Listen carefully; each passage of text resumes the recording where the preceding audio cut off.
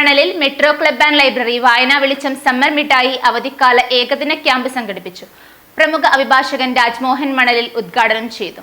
സാമൂഹ്യ സാംസ്കാരിക ജീവകാരുണ്യ മേഖലയിൽ നിരന്തരം ഇടപെടൽ നടത്തുന്ന Kizhakkumkara metro arts and sports ക്ലബിന്റെയും വായനശാല ആൻഡ് ഗ്രന്ഥാലയത്തിന്റെയും സംയുക്താഭിമുഖ്യത്തിൽ ലൈബ്രറി കൗൺസിലിന്റെ വായന വെളിച്ചം വായനക്കളരി പരിപാടിയുടെ ഭാഗമായി കുട്ടികളുടെയും മുതിർന്നവരുടെയും പങ്കാളിത്തത്തിൽ അവധിക്കാല ഏകദിന ക്യാമ്പ് നടത്തി.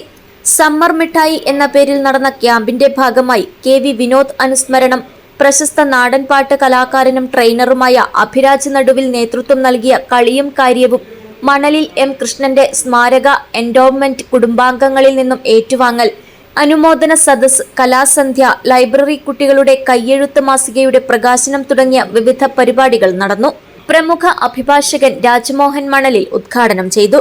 ക്ലബ്ബ് സെക്രട്ടറി K രാകേഷ് അധ്യക്ഷത വഹിച്ചു. പ്രധാനപ്പെട്ട പ്രവർത്തനം പറയുകയാണെങ്കിൽ എത്രയോ വർഷത്തെ പാരമ്പര്യമുള്ള ക്ലബ്ബുകൾ നമ്മുടെ നാട്ടിലുണ്ടെങ്കിലും എല്ലാ മാസവും നമ്മുടെ മെമ്പർമാർ അവരുടെ വേതനത്തിൽ നിന്ന് ഒരു തുക മാസം തോറും ഒരു 100 രൂപ അല്ലെങ്കിൽ അതിൽ കവിയുന്ന ഏതെങ്കിലും ഒരു സംഖ്യ അവർ നമ്മുടെ ഈ മെട്രോ കാരുണ്യനിധി എന്ന് പറഞ്ഞ ഇവിടെ ഒരു ചികിത്സാ ഫണ്ട് അല്ലെങ്കിൽ സഹായ ഫണ്ടുണ്ട്. അതിലേക്ക് എല്ലാ മാസവും 10, 40, 50 മെമ്പർമാർ കൃത്യമായി നൽകുന്നുണ്ട്.